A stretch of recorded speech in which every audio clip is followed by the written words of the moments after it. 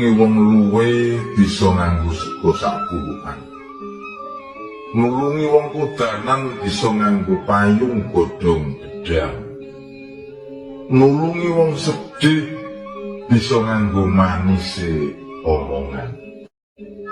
Nulungi wong rekoso bisa nganggo donga sakecapan. Tetulung kuwi gampang. Sing angel kuwi mapanake atimu ambrih kober nulungi liyan.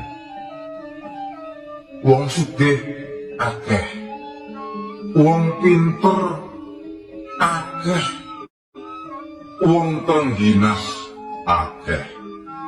Sing langka kuwi wong sing gelem ngrumangsani yen kodrate pancen kudu urip bareng wong akeh.